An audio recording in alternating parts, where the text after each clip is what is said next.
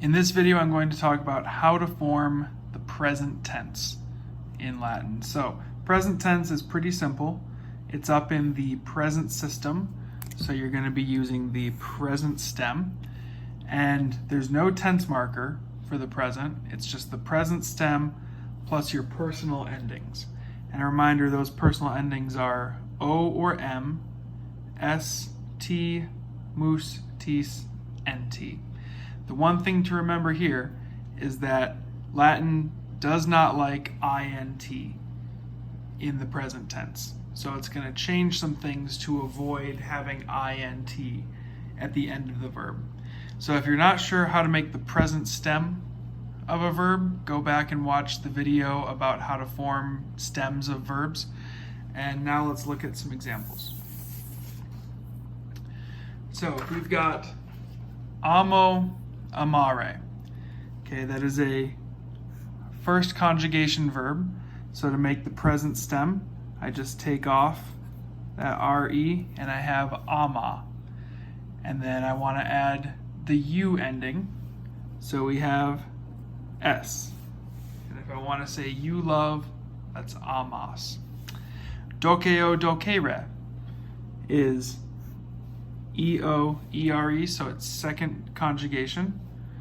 We're going to make the present stem by taking off the re, and I add the personal ending for she, which is t, doket. Now, copio is a little different because you notice with the io and the ere, again, if you're not sure how to identify the conjugation, you can review that in another video.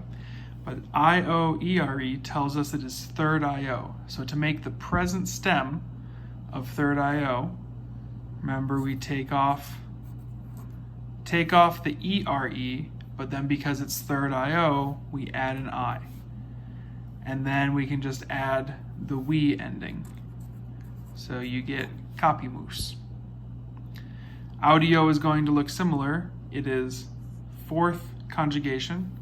So to make the present stem, we take off that re and we have audi, and then add the ual ending, which is tis.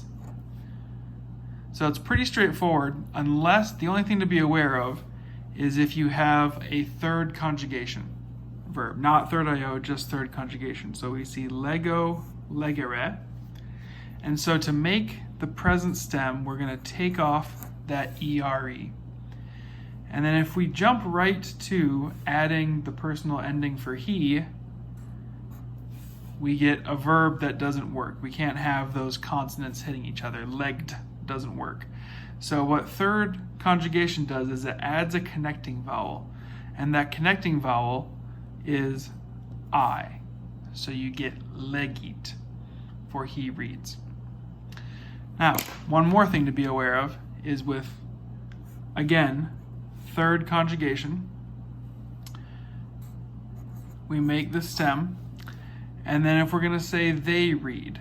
Now, if we followed the rules, like we did before, we would add the they ending and say, oh, we need a connecting vowel, legint.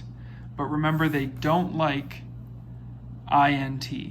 So for third conjugation, if you end up with int, instead of legint, they change that I to a U and make it legunt. And something similar happens with audio audire when we have they as the subject. It's fourth conjugation, so we take off the re, so we have that I there, and if we add an nt, we're going to have int again, and they don't like that. But for fourth, because I is part of the stem, they don't change it to an I. They don't change the I to a U. Instead, they just add a U. So you get audiunt. So that you avoid int, they stick a U in the middle. But because that I is part of the stem, they don't completely change it like they do for third. Copio capere, we see it's third io, so we make the stem by taking off the ERE and adding an I, and is going to be the same thing as it was for fourth, where if we add the NT, then we get INT, and we want to avoid that.